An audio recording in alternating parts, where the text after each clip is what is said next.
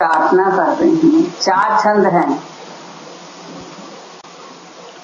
बोले बाले भगवान मेरे मोन लियो क्यों बैठे हो। आया समझ में? आवाज आ रही? आवाज आ रही? बोले बाले भगवान मेरे मोन लिए क्यों बैठे हो। हाथ जोड़कर नमन करें हम, क्या तुम हमसे रूठे हो। कौन कर रहे? हम प्रार्थना करने वाले कर रहे हैं। हाथ जोड़कर नमन करें हम, क्या तुम हमसे रूठे हो। आंख खोल करके देखो हम क्या तुम्हें चढ़ाते हैं। आंख खोल के देख लो भगवान, हम आपको क्या चढ़ा रहे हैं। पकवान चढ़ा रहे हैं, कड़ी बादाम चढ़ा रहे हैं कि अरबी चढ़ा रहे हैं। देखो तो सही कम से कम। एक बार तो बोलो भगवान, मन से तुम्हें बुलाते हैं। अपन तो बोलते हैं पर भगवान तो बोलते ही नहीं है। पर हम आपको बुला रहे हैं, बोलो तो से एक बार तो बोल दो, ज्यादा नहीं तो।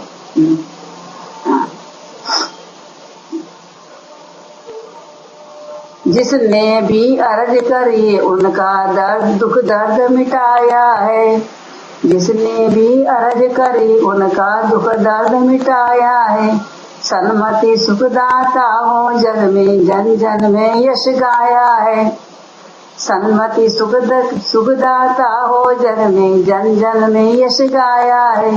नहीं भूलना भगवान हमको भी तेरा गुणगान करें। हे भगवान हमको मत भूलना।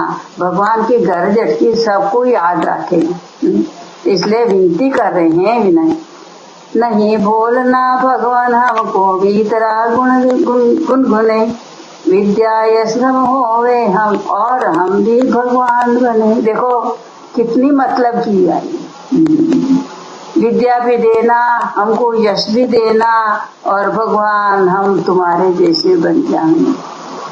भोले बाले भगवान मेरे मोन लिए क्यों बैठे हो। हाथ जोड़कर नमन करें, क्या तुम हमसे रूठो हो। रूठे मना लो भगवान को। हाँ, तो आज की भगवान ये भजन मैंने आपको कहा। हाँ, तो कल का विषय, हाँ आज भगवान ने बताया, महाराज ने पुलक सागर जी ने लौंग के ऊपर बताया। थोड़ी सी व्याख्या करें। लौंग, अपन लौंग चढ़ाते हैं ना, तो लौंग कौन सी चीज में आप आठ द्रव्य हैं तो उसमें आप लौंग चढ़ाते हो, ऐसा पूछा उन्होंने। तो लौंग देखो, कहा तो फल में भी चढ़ा देती है, कहा धूप में भी चढ़ा देती है, कहा पुष्प में चढ़ा देती है। ये तीनों नहीं है इसमें आता। लौंग तो ये औषधि है, औषधि है। अपन कुछ तकलीफ होती है तो लौंग का उपयोग करते ही नहीं करते हैं। तो ना तो ये फल है, न धूप है, और न पुष्प है। भगवान को भी ठग लिया तुमने। ऐसा महाराज ने आज इसके ऊपर प्रवचन किया था। तो आज जो मुद्दा माल था उसके ऊपर मैंने आपको बता दिया। हाँ, आज कौन से मेरु माने पंच मेरु के ऊपर। मैं आता हूँ जरा। हाँ जाओ जाओ जाओ, के लिए हिरना बंद हो गया आपका चेहरा। जाओ बोल देना हो।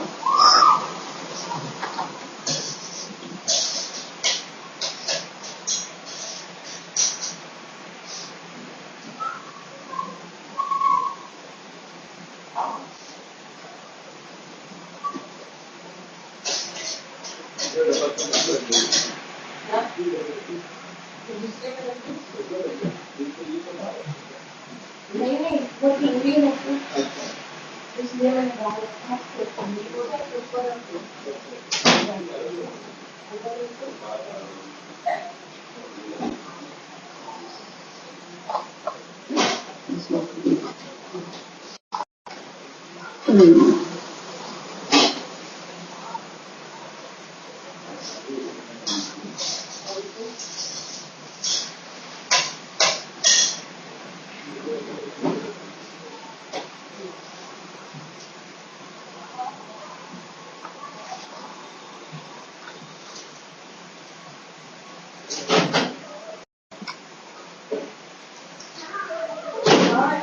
Bird.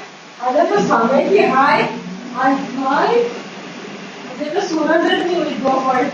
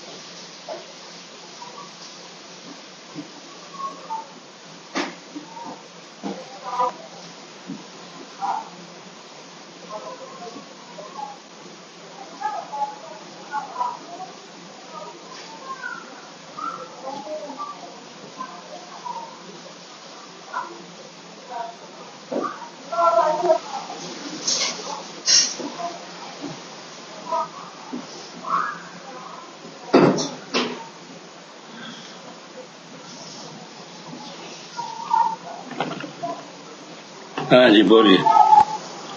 हाँ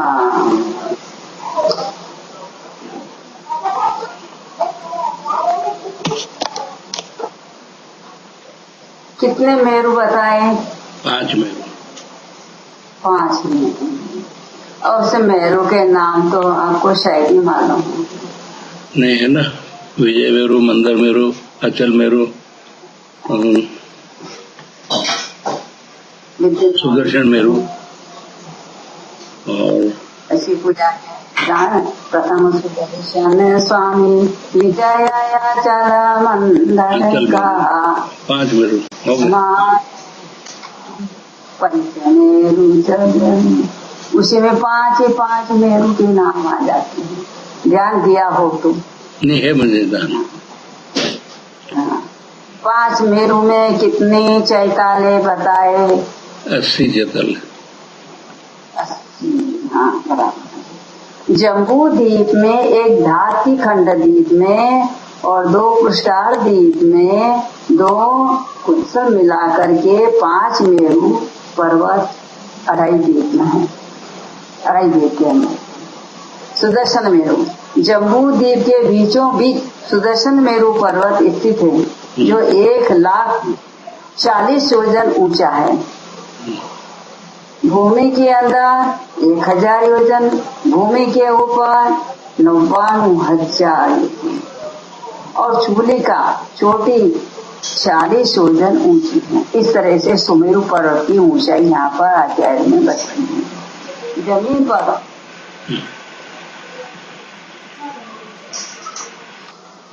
इस पर्वत का विस्तार 10,000 योजन है। यह नीचे से घटते घटते ऊपर सूलिका के शिखर पर 4 योजन का रह गया है। इस पर 4 वन है। अब 5वां मेरु की यहाँ पर सुदर्शन मेरु जहाँ पर है तो वहाँ की रचना यहाँ पर बता रहे हैं। इस पर 4 वन है। पहला वन भद्रसाल वन है। ये जयमाला माता से पंचमेरु की जो पूजा आती है पढ़ते हैं तो उस जयमाला के अंदर ये वर्णन आता है। 500 योजन ऊंचाई पर दूसरा वन नंदन वन है। पहला भद्रसाल वन और दूसरा नंदन वन। इससे 62,500 योजन ऊंचाई पर तीसरा वन सोमनस वन है और इससे 36,000 योजन ऊंचाई पर चौथा वन पांडुक वन है। इन चारों वनों के चारों ओर एक एक अकृतम चैतालय है। अकृतम किसे कहते हैं? जो अपने आप से बना हो, किसी को किसी बनाया नहीं, बनाया, इसको अकृतम कहते हैं। अर्थात इस मेरु पर 16 अकृतम चैतालय है और पांडुक वन की चारों दिशाओं में अर्धचक्र सदृश आकार वाली 4 शिलाएं हैं, जिस शिला से भगवान तीर्थंकर जन्म लेके और जन्माभिषेक होता है। इन शिलाओं के ऊपर कल इसका विस्तार और भी आया था पहले। माने कैसा अर्धचंद्रा, जैसे शिला होती अर्धचंद्राकार, ऐसे पांडुक शिला का भी आकार ऐसा ही होता है। उनके नाम एक एक शिला के नाम बताते हैं यहाँ पर। पांडुक पहली शिला, पांडुक कमला, रक्त और रक्त कमला है। ये चारों शिलाओं के नाम बताए यहाँ पर। इन पर चारों दिशाओं से संबंधित तीर्थंकरों का सौधर्म इंद्रादि अभिषेक करते। इन पांडुक शिला के ऊपर ये अभिषेक करते हैं। 4 मेरु और बाकी रहे 5 में। पहला मेरु का यहाँ पर वर्णन किया है। 4 मेरु धात्री खंड द्वीप के पूर्व में विजय मेरु, पश्चिम में अचल मेरु और पुष्कार द्वीप के पूर्व में मंदर मेरु और पश्चिम में विद्युन्माली मेरु। इस तरह से 4 मेरु यहाँ पर बताएंगे। प्रत्येक मेरु की ऊंचाई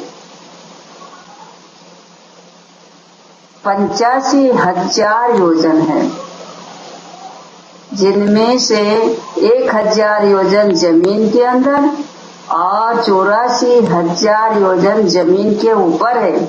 सुदर्शन मेरु की भांति इन चारों मेरुओं के भी 4 वन हैं। तो अब इनने क्या बताया? ऊंचा, सबसे ऊंचा सुदर्शन मेरु है और चारों मेरु की ऊंचाई बराबर है। चारों मेरु समान बखानो, भूपर भद्र साल चहु जानो। इस तरह पूजा में इसका वर्णन आता है। चैताले सोले सुखकारी, मन वचन कर वरने हमारी। सुदर्शन मेरु की भांति इन चारों मेरुओं के भी 4-4 वन है, जो क्रमशः भूतल पर और 55,500 व 28,000 योजन ऊंचाई पर है। प्रत्येक वन के चारों ओर एक एक अकृतम जिन चेतालय है। इस प्रकार 5 मेरु पर्वतों पर 20 वन और 80 अकृतम जिन चेतालय हैं। इन पर्वतों पर साधारण मनुष्य नहीं जा सकते। चलो अपन संग निकालो, तुम वहां से विमान में बैठ कर अमेरिका से, हम यहाँ से आते हैं, चलो अपन भी चलते हैं 5 मेरु में, तो पहुंचोगे नहीं पहुंचोगे? पहुंचोगे कि नहीं पहुंचोगे अकृतम जी चेतालय में? स्वर्ग लोग पहुंचेंगे, स्वर्ग में पहुंचेंगे। नहीं जा सकते ये शरीर लेकर के ना अकृतम जी चेतालय। 5 मेरु बताए ना, जहाँ दर्शन करना होता है वहाँ अपन नहीं जा सकते। नहीं जा सकते। केवल रिद्धिधारी मुनि भी वहाँ जा सकते हैं। मनुष्य तो जा, पर रिद्धिधारी मुनि जा सकते हैं, और कोई भी जा नहीं सकता। अपना जरा एरा गेरा नत्थु खेरा तो नहीं जाएगा। इस तरह से यहाँ संक्षेप के अंदर 5 मेरुओं का यहाँ पर वर्णन किया। नंदीश्वर द्वीप अभी चल रहा है, नंदीश्वर द्वीप का पर्वत।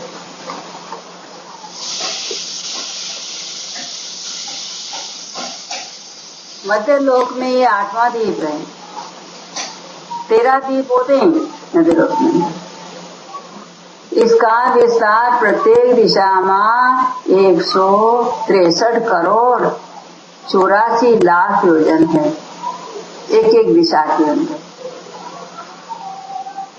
इसकी एक दिशा में एक अंजनगिरी पर्वत है, जिसकी चारों ओर 4 वापियां बावड़ियां। हाँ, कुएं में और बावड़ी में क्या फेर बताओ?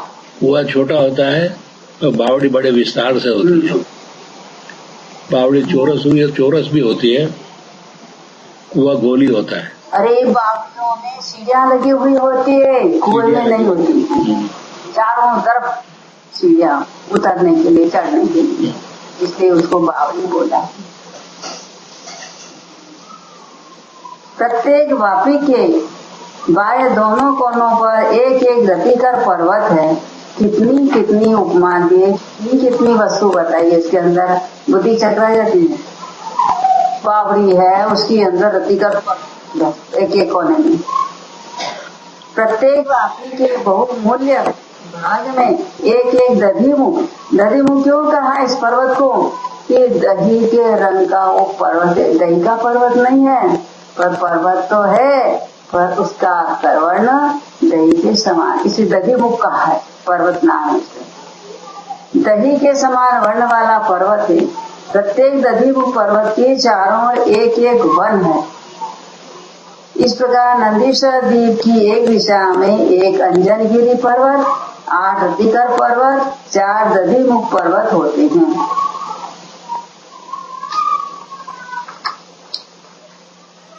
कुल मिलाकर 13 पर्वत, 4 वापी और 16 वन है।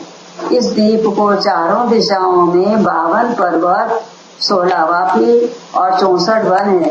एक एक पर्वत के ऊपर एक एक, कुल मिलाकर 52 अकृतम जिन चेतालय हैं। प्रत्येक जिनालय में 108 रत्नों की स्वर्णमयी 500 धनुष ऊंची भव्य प्रतिमाएं दे विद्यमान।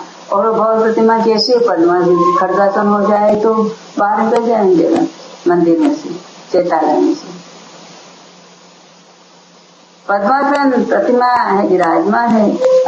अष्टायन का पर्व अर्थात कार्तिक, फाल्गुन और आषाढ़ के महीने के अंतिम 8 दिन में अष्टमी से पूर्णिमा तक स्वधर्म आदि इंद्र व देवगण भक्ति भाव से पूजा करते हैं, क्योंकि अहल द्वीप से आगे मनुष्य लोक नहीं है।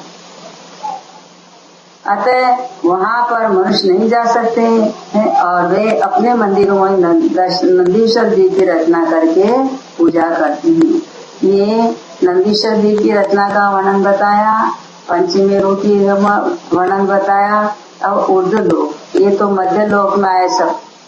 अब उर्दू लोक में कौन है? हाँ, चार कषाएं हैं, वो आपके शरीर में कहाँ कहाँ पर है, और चार कषाय के नाम बताओ। बीच बीच में पूछती जाऊंगी, बोलो। आवाज आ रही तो बोलना। हाँ, क्रोध है सर पे, हाँ हाँ मान है गर्दन पे, हाँ माया है हृदय में, लोभ है पेट में। हाँ। वो दिखता है क्या? जैसे तुम्हारे सिर में बाल, तो ये दिखता है क्या अंदर बैठा है? हाँ, क्रोध दिखता है, चेहरे पे दिखता है क्रोध, चेहरे पर दिखता है। हाँ, और मान उस गर्दन को देखकर मान दिखता है। मान भी दिखता है, उसकी गर्दन को देखकर मान दिख रहा है, ये मानी है, अभिमानी है। चेहरे पे दिखता ऐसा है। हो गया ना मुर्दे की तरह से। और माया कहाँ पर है? मायाचारी का तो चेहरा ही अलग, वो दिखती नहीं है। कहे क्या और करे क्या। जैसे केकई, केकई, हाँ, रामचंद्र जी की माँ थी ना केकई, करे कहीं अने कहे कहीं, ऐसा माया का काम है। और लोग तो ऐसा ठाट ठाट के खा ले, भले फिर उसकी तबीयत बिगड़ जाए तो बैठा रहे, वो लोग का काम है।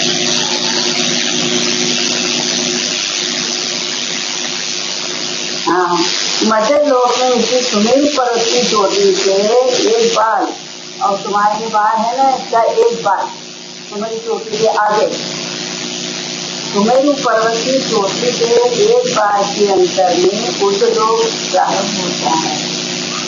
अपने बुद्धि का गांठ के बराबर बुद्धि लगा लो तो भी बुद्धि नहीं जाती, बुद्धि नहीं आती। अब बाहर के बराबर वो ऊपर उच्च लोग शुरू होता है, और वो ज्ञान सुदर्शन चोटी ऊपर चाहिए, उसके एक बार के अंतर से उच्च लोग शुरू हो जाता है। इसका आकार गगन माने ढोलक ऊपर था, ढोलक के समान है। इसकी चौड़ाई नीचे मध्य और ऊपर क्रमशः 1.5 और 1 राजी, इसकी ऊंचाई 1,40,000 से कम 7 राजी ऊपर उच्च लोग। इसकी मोटाई लंबाई 7 राजी में पुण्यात्मा की मरकर इसमें जन्म लेते हैं।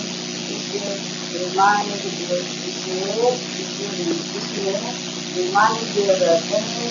ये 2 प्रकार के वैमानिक देव, माने दिमाग में रहने वाले वैमानिक देव बोले जाते हैं। हाँ, तो सीधी शिला का विस्तार कितना बताया? है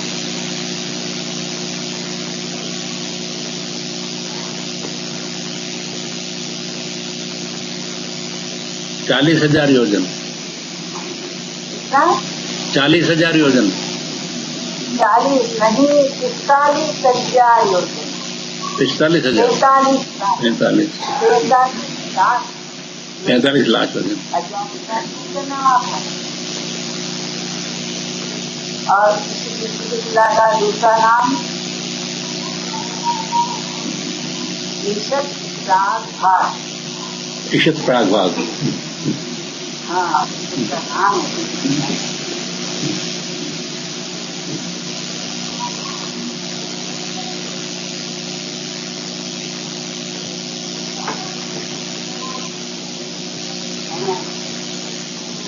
और भूमि के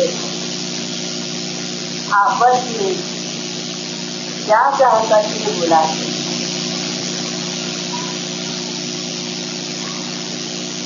आर्य और आर्या। आर्य होता है।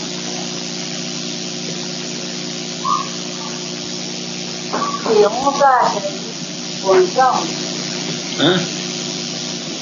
देवों का शरीर, गेहूं का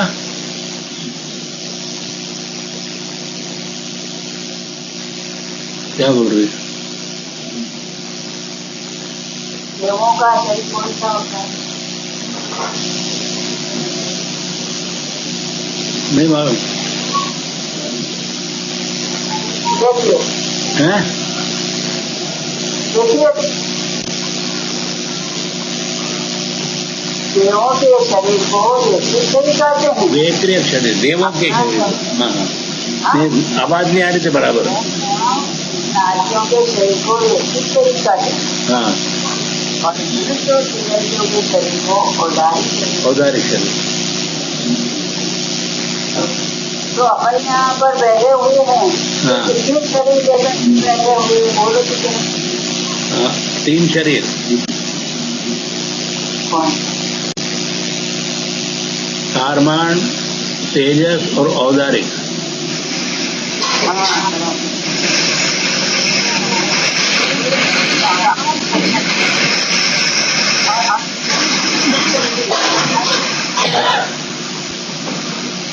हैं? तेजस शरीर और कारमान से दिखता है क्या? जैसे औदारिक से दिखता है। इससे बोलो, बराबर नहीं आ रही आवाज। आवाज नहीं आ रही? बराबर नहीं आ रही है। तो टीचर को बोलो। हाँ बोल, वो करता है बराबर। बोल बोल हाँ? बोल। आवाज आई? हाँ आई। आई? हाँ हाँ। वो देवों का शरीर, हाँ, तेजस शरीर और कारमान शरीर हमको दिखता है या नहीं? नहीं, तेजस शरीर, कारमान शरीर हमें नहीं दिखता। तेजस शरीर किसे कहते हैं? जिससे ऊर्जा पैदा होती हो, जठराग्नि पैदा होती हो। हाँ। और कारमान शरीर कर्मों के द्वारा बनाया हुआ। बराबर। और वैदिक शरीर की क्या पहचान है? क्या वैदिक शरीर है? वैदिक शरीर को हाड़, मांस, मज्जा नहीं होती, उसको रोग नहीं होते।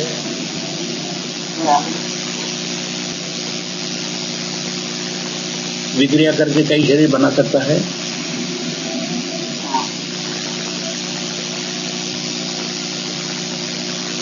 इसकी शिला कहाँ पर आई है? हैं? इसकी शिला कहाँ पर आई है? हाँ, 3 लोग के अग्रभाग में।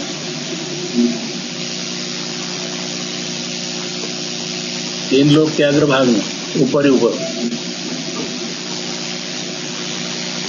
तुम्हारी आवाज में पेड़ पड़ गया है। हाँ।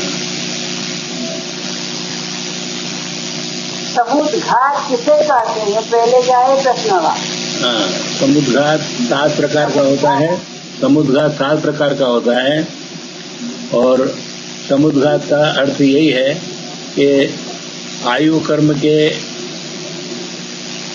अलावा बाकी जितने कर्म ज्यादा शेष रह जाते हैं उनको 3 लोक में विस्तृत करके उसके बराबर कर लेते हैं और फिर वो सब एक साथ घात हो जाता है। और समुद्रघात हाँ, समुद्रघात हाँ, पर समुद्रघात कहते ही नहीं है। समुद्रघात समुद्रघात होते हैं, समुद्रघात कहते ही नहीं। हाँ, कर्मों को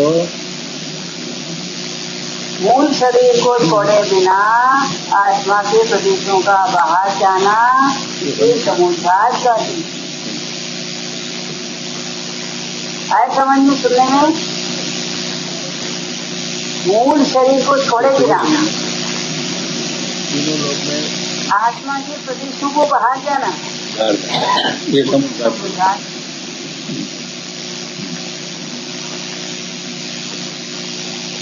बराबर।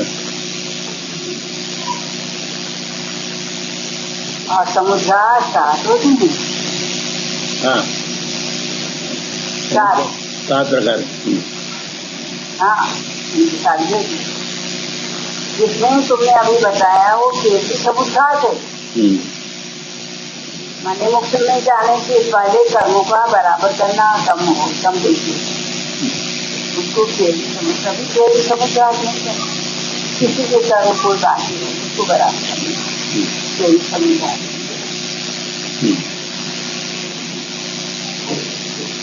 हाँ हाँ,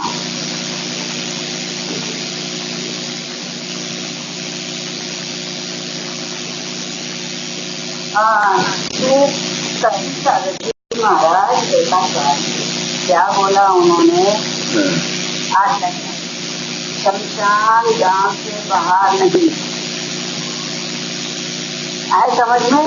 हाँ, शमशान गांव से बाहर नहीं, वरन शहर के बीच चौराहे पर होना चाहिए। सुन लेना भाषा।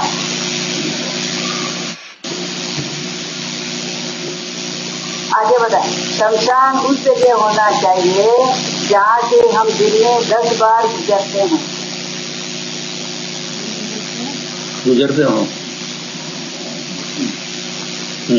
समझ में आया? हाँ। आई आवाज? हाँ। फिर हाँ, ताकि वहाँ जलते मुर्दे अजली लाशें देकर हमें अपनी मृत्यु का ख्याल बना रहे कि हमको भी मृत्यु आने वाली है। इसके लिए उन्होंने लाइनें पूरे दिन में कम से कम 4 बार अपनी मृत्यु का और मरगत का जरूर याद करें। मरगत माने शमशान, और मेरी भी मृत्यु होने वाली है। 4 बार तो अपनी मृत्यु को याद करना पड़ा, पर याद नहीं करती है तो बोलते है ना, गरिष्यामि गरिष्यामि गरिष्यामि मरिष्यामि मरिष्यामि नहीं करना, मैं ये करूँ वो करूँ माने वाला।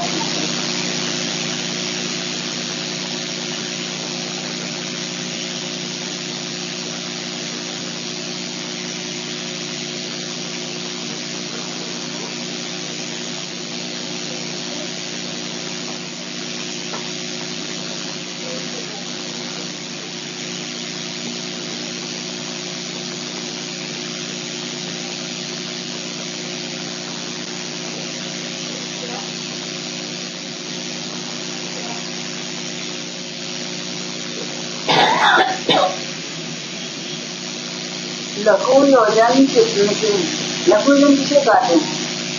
कितने? 4 कोष का योजन, 4 कोष का योजन।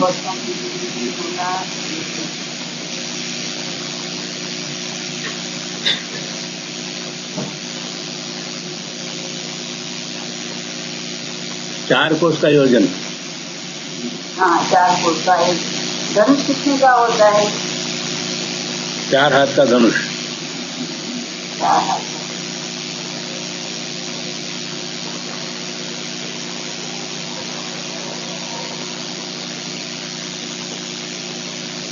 फिर पूछा यहाँ पर, वो कोष किसे कहते हैं? हाँ, 2000 धनुष का एक कोष होता है। 2000 धनुष, ये 4 हाथ का धनुष बताया ना, 2000 धनुष का एक कोष। अच्छा, कोष। हाँ,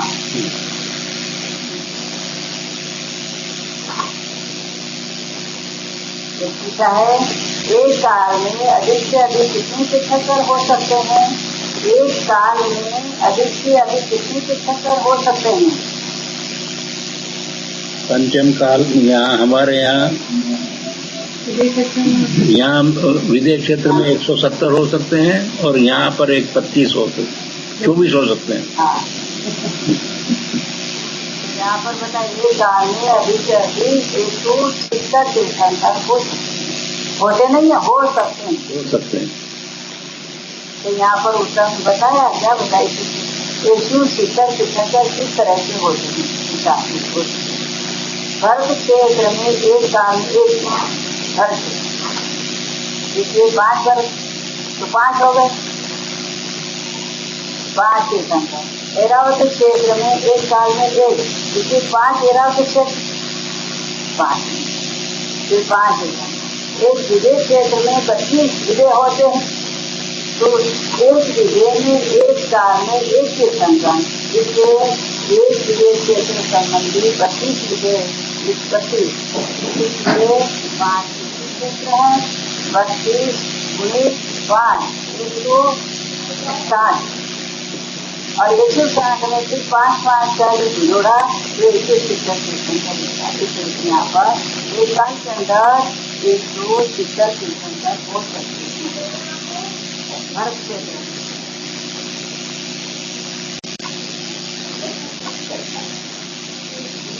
वो भूमिका जी मरण के बाद कहाँ उत्पन्न होता है?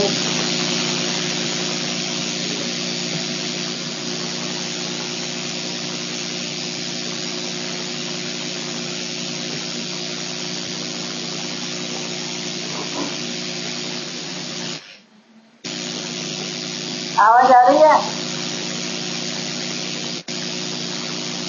नहीं, चलो बंद कर।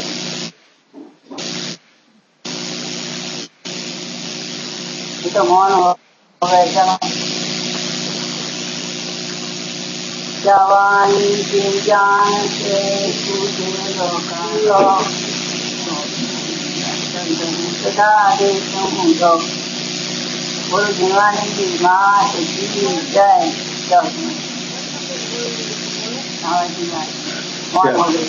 हेलो। हाँ।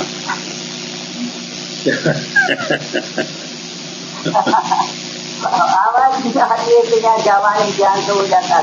चलो सही। कहाँ गया था तू? बोल तो। नहीं देखा। उसको दूध देने गया था छोकरे को। दूध देने गया था छोकरे को। दूध दे। हाँ।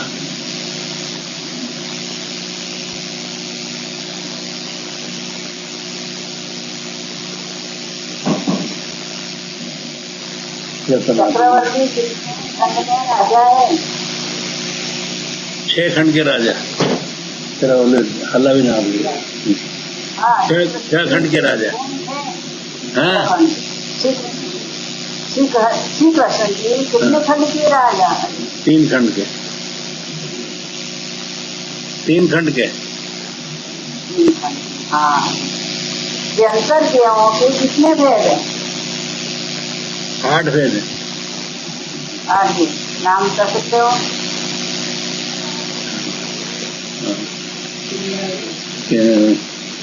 भूत, राक्षस, पिशाच, किन्नर, मोहरग, गंधर्व, यक्ष, राक्षस, भूत, पिशाच, किन्नर, किंपुरुष, मोहरग, गंधर्व। इस तरह के 8 प्रकार का वनवासी और विमानवासी क्यों? क्या है इनमें? वो विमान में रहते हैं, वो भवन में रहते हैं। हाँ।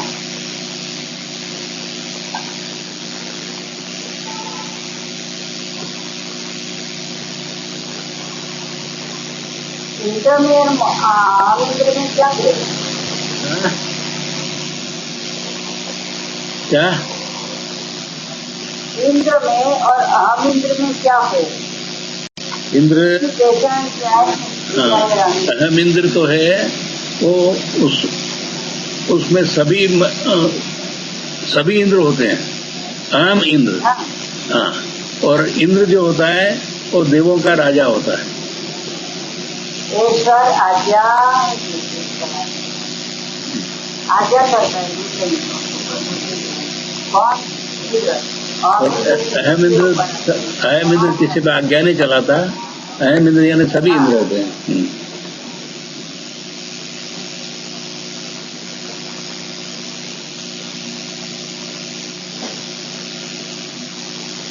भूमि में उत्पन्न होने का क्या क्या कारण है?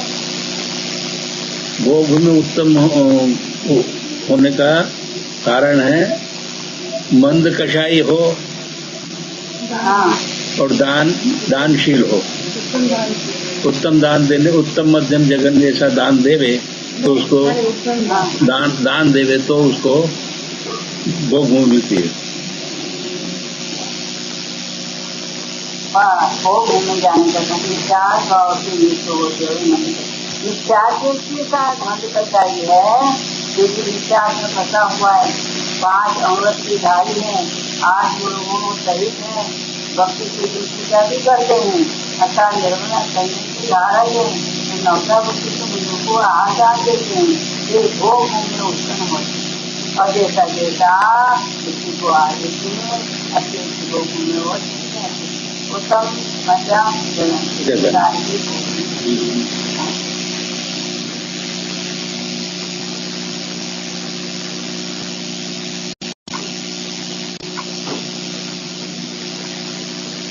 अपने शरीर में कितने द्वार? 9 द्वार।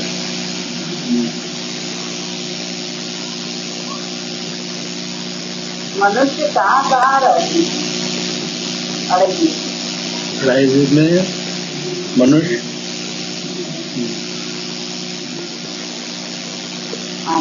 मनुष्य पर पर्वत के पाले आए, अढ़ाई जीव में रहते हैं।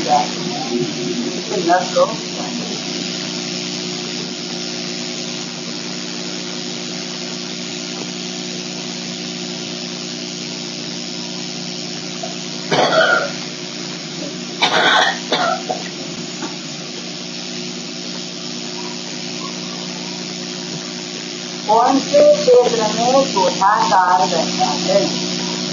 विदेह क्षेत्र में। कौन से क्षेत्र में चौथा काल रहता है? विदेह क्षेत्र में चौथा काल रहता है।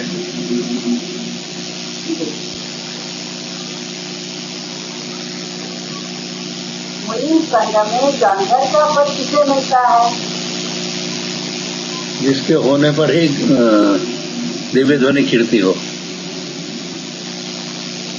जो गंगा पार में चर्चा करते हैं उन्हें गंधर्व। क्या बोले? हाँ, रत्न प्रभा जो पहली नरक है उसके कितने हिस्से हैं? 3 हिस्से हैं। कौन कौन से? पंख, अबहुल और पंख भाग, अबहुल भाग और एक और है हर भाग में कौन? हर भाग। और पंच भाग? हर भाग में 52 वासी रहते हैं। नाम की कौन सी भाग में रहते हैं? अबहुल भाग में।